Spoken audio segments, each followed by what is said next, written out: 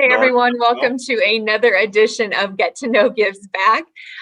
This is a part of the Gazette Gives Back, which is an annual program. For those that are unaware, this is an annual program where the Gazette gives over $500,000 in free advertising credit to 40 nonprofits throughout Eastern Iowa. And this is made possible by our sponsor, Collins Community Credit Union. This series is also made possible by Collins. We're so grateful for that.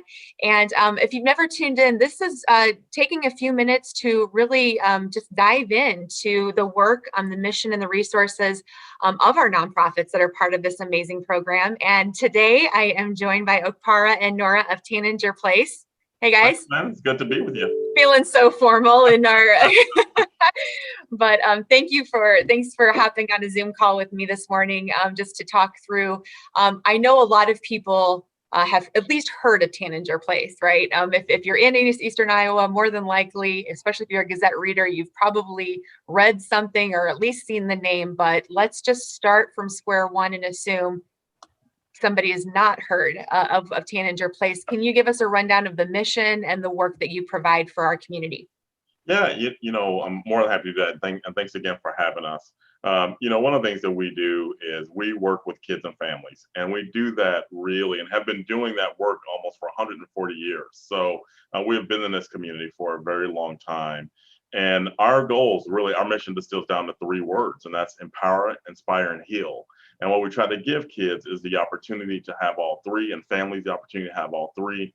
And we do that through treatment programs. We do that through expressive arts therapy, through Camp Tanager, through our inpatient program, our outpatient program, as well as we do a lot of training in the community for other providers, businesses, and parents. And so for us, we really look at trying to make sure kids have wellness and are holistically getting what they need so they can be successful in life. And so we are very proud of our mission and our place in this community.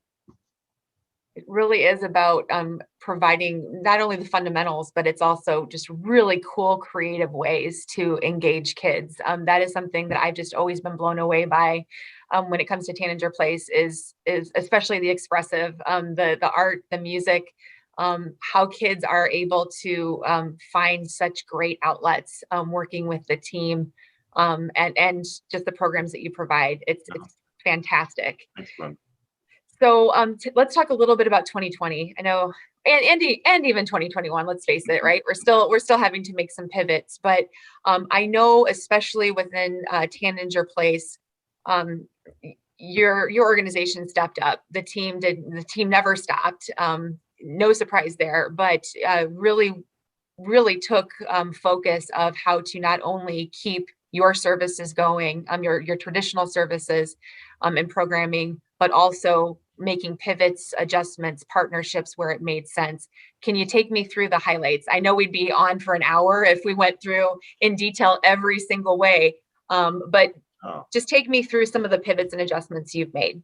Yeah, Nora, I can grab this one too. I think we look back on 2020 and it was a rough year. The Yeah. beginning of this year has been tough, and I think it's been tough on families. It's been tough on young people. I am so blown away by the commitment of our staff team and what they were able to do and have been able to do.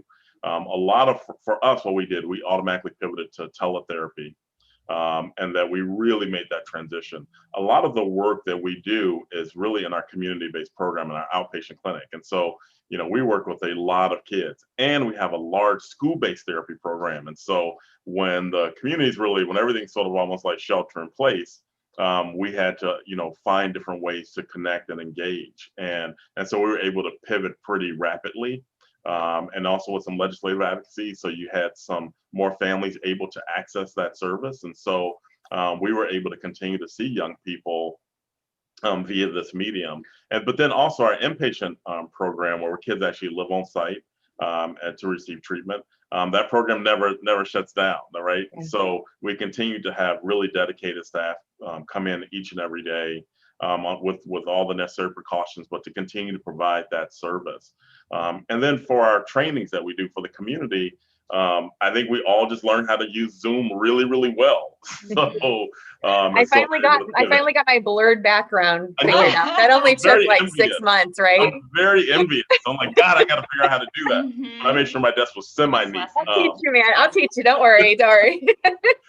I got you. Sorry to interrupt. If I could add to, Opar, if you don't mind, if I could just add, I'm new to the agency, and I just want to offer that a silver lining that I think that has come from everything was that we connected with people in new and different ways, which I think helped us gain some insights into them and their family and how to best help them. And so I think that is really a privilege that we experienced as a result of everything that happened. And one of the things that we've reflected on is that one thing that was different about the recent experience and the experience that we still are all in is that we're in it together. And I think that's brought about a sense of just community and wholeness and people just wanting to move forward and help others. And so I think those are some great byproducts of the very tough last year and a half that we've all been through. Absolutely. Opara, you mentioned just continuing to advocate as well. And I know you're very involved on a state level when it comes to being an advocate for children's mental health and resources. Again, in terms of, we're talking pivots, just on the forefront of a crazy year, are you still going strong in that work, or yeah, absolutely. Part of I'm one of the representatives for the Children's State Mental Health Behavioral Health Board, and so our meetings continue to go through, even throughout the pandemic. And we have always been, and part of our legacy as an organization is to be very legislatively active and to advocate. And so we have some representatives that also keep us abreast of policies that are out there. And so we have not stopped using our voice this entire time and continue to advocate and push for what we know is the best for kids and families. And they're all 24/7. Absolutely. Absolutely.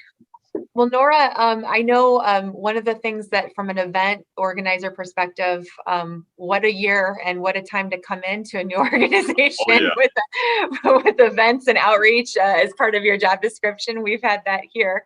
So I know you and the team, you've been working on just ways to get creative about some of your signature fundraising and supportive opportunities for people. Can you talk us through what's on the horizon for you in terms of events? Absolutely. And you mentioned that we've been working on lots of things. I think we're on like plan C, D, or E by now, but we are so excited to start to get back to connecting with people. And so one way that we're going to do that is this summer, we're going to have the opportunity to gather together. We're calling it the June Jam. It's a simple summer social to benefit the children and families of Tanager Place. And so the idea is just, again, connecting. We haven't all been together for a long time. So to get back together, to see each other, to say hello, and then to absolutely remind people of how important Tanager Place is to this community and the contributions that we've made throughout the recent year and a half, and what we want to continue to do to make sure that our kids and families are where they should be. So we're going to do that on June 26th, and it's an outdoor gathering, music, food, fun. So we invite everybody to participate in that, and we're looking forward to a golf outing later this summer. And again, just looking forward to getting ourselves back out there and connecting in safe ways. Oh, and drive through Summerfest this year. Yes. Yes. Yeah. So that's a little bit different. You guys had me at food for the June Jam, right? But I'm also really excited about the music aspect of it. Bringing in some great local talent is my understanding. So that's an awesome bridge of resources and supporting local. So people want to get involved. I'm going to just start with that. Obviously, going to the June Jam would be an amazing way to show support. Are you taking volunteers? Are there other ways that people can get involved and support Tanager Place? Absolutely. We are excited to return to some level of volunteer activity. So we always are open to hosting some done in a day projects that corporate businesses may want to participate in for the agency. We've got some individual volunteer opportunities. So we are excited to continue to facilitate those moving forward. So we have needs on all levels and would welcome participation from the community. Excellent. And Okpara, to wrap things up, for an individual or a family that is in need of Tanager Place resources or services, what's the best way to get in touch with you and the team? Really just come to our website. There's a section there that parents can go to, tanagerplace.org, or just to call the office, and all our staff are trained to assist you and get you routed to who may be able to help you. So by all means, know that we're here as a resource, and really proud to be able to help families in this community. We're so proud of all of our nonprofits, especially through these last 15 months now. And I think the big thing for each one is just going above and beyond, and especially Tanager Place. We are just continue to be blown away by the work that you do, and we're really proud that you're part of Gazette Gives Back. I know you've been part of it for a few years now, and we're really thrilled that we can do whatever we can to help get the mission out. Thanks for doing what you're doing, and being such a critical part of Eastern Iowa. Thanks, Quinn. Thank you. Thanks, Appreciate Quinn. it. Well, thank you to our viewers for tuning in to another edition of Get to Know Gives Back. This is sponsored by Collins Community Credit Union. If you want to learn more about Tanager Place, of course, you can go to their website. But if you want to learn about Tanager Place and all 40 of our nonprofits, you can head over to thegazette.com/givesback and check out this amazing interview along with others. I'm Quinn Pettifer. We'll see you next time.